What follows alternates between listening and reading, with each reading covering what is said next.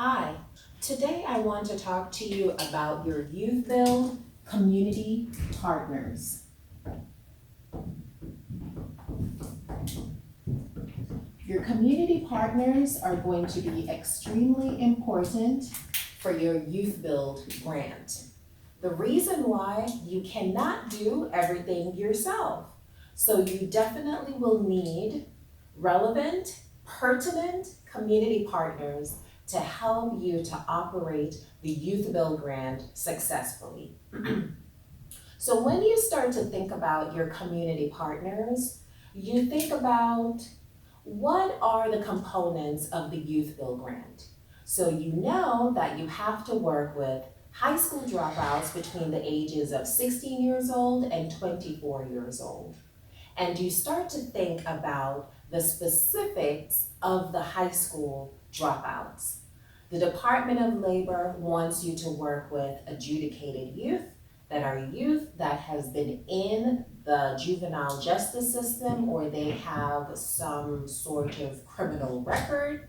So the Department of Labor wants you to work with these youths.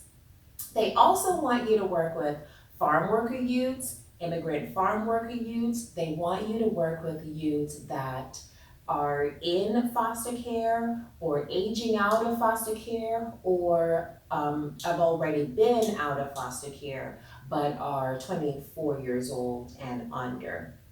They also want you to work with housing insecure youth, food insecure youth, youths with extremely low incomes or low incomes or no incomes, unemployed youth, right? So they want you to work with an assortment of youth that are high school dropouts, right? So when you start to think about that demographic, you start to think, who comes in contact with that population? So one of the partners that comes into contact with that population would be public housing authorities. So public housing authorities, otherwise known as PHAs, house that demographic. They house low and extremely low income people, and that would include youths between the ages of 16 years old and 24 years old. So because public housing authorities actually house that population, they are the perfect applicant for the YouthBuild program because they house the very people that the Department of Labor wants to be served by the YouthBuild grant. So that's really good. The next partner would be, if you start to think about it, so you have that group and who else would come into contact with that group? So it would be the juvenile justice system, right? So it would be the court system. So that would be a very, very important additional partner. Court system, also the police system or the police department or the sheriff department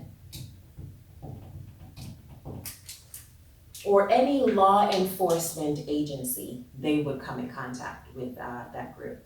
It would be any farm worker program. It would be the Department of Children and Families because they oversee the foster care system. So that's really important. Use a different color for you. So it would be the Department of Children and Families. Okay?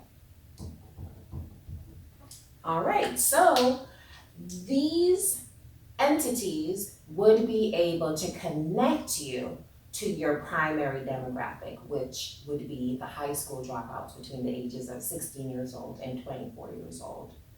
Then you start to think about, now that I have these partners, you're definitely going to try to see if you can get these partners.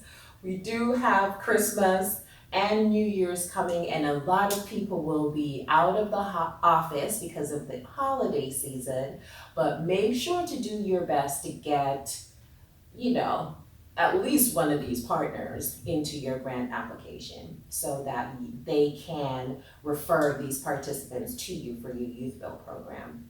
Now, if you're already a public housing authority, perfect, you house them, so you can just start to serve them. Okay, so the next component of the grant is you must think about what you're going to do for these participants. So remember, you have to provide them with basic skills training, GED or high school diploma training, and also to offer to take the certification and obtain their GED or high school diploma certification. So you think about who would be providing that type of assistance. So it could be a basic skills school, agency,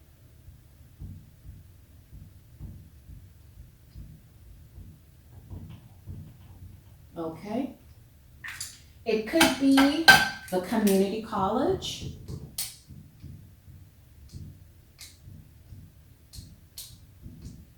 all right. These partners are extremely important. Then you have to provide occupational skills training, which would include construction skills and also an in-demand industry skill. So you may also want to partner with a vocational school.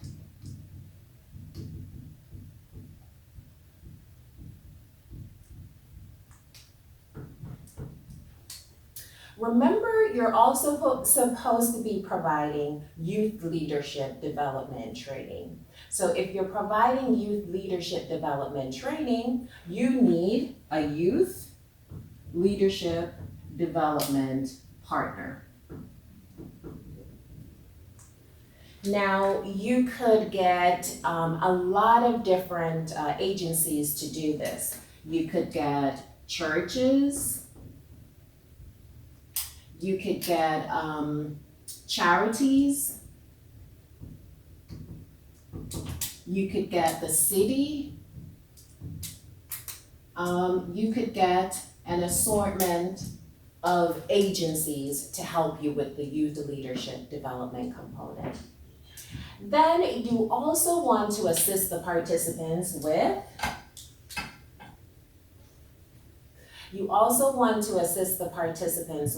employment, work readiness classes and training, and also to help them to locate employment. So that to me sounds like it could be other nonprofits.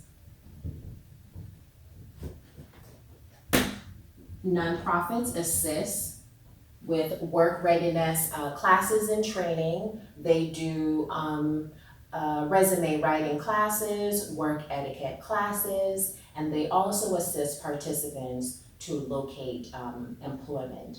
So that will also be the Workforce Investment Board.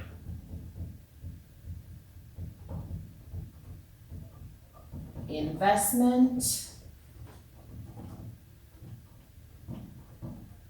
Board. The final component now will be the case management. You can hire internally, especially if you already have a resident service department that does case management already. You may not call that person that you currently have a case manager. You may call them a Ross service coordinator. You may call them an FSS service coordinator. You may call them a social worker. You may call them a resident service coordinator. You may call them a youth activities coordinator, but some of the same duties of those positions also do case management. So you can hire internally, hire a contractor to come in and do case management. You could partner with any of these Probably not the police department, but you could partner with some of the partners that are already established here to do case management. Or you could hire someone, partner, or contract it out, okay? So you need to get a case management partner.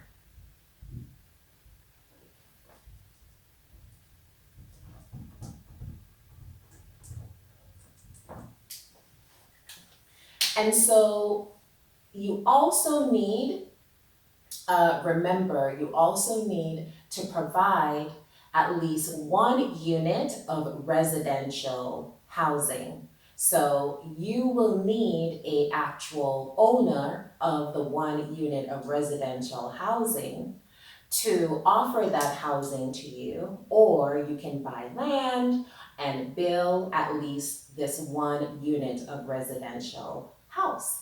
So if you want to not go the pathway of building and you want to have a house to renovate or rehabilitate or reconstruct, then you can get a homeowner, or the public housing authority can use one of their units, or you can get the city to give you one of their dilapidated houses.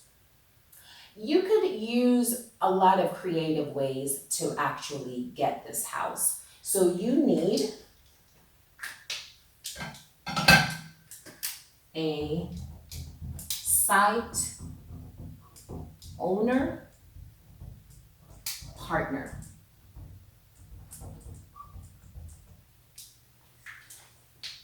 So these are the main partners that you will need for the YouthBuild.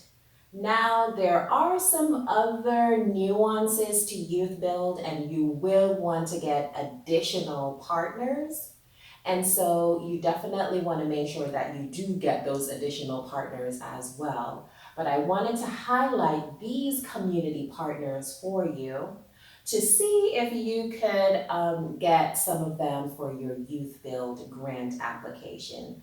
Remember, the grant is due January the 21st, 2022, which that is right around the corner, especially if you need to start working on these partners to get them to partner with you for your grant application package. So, the community partners for the YouthBuild grant.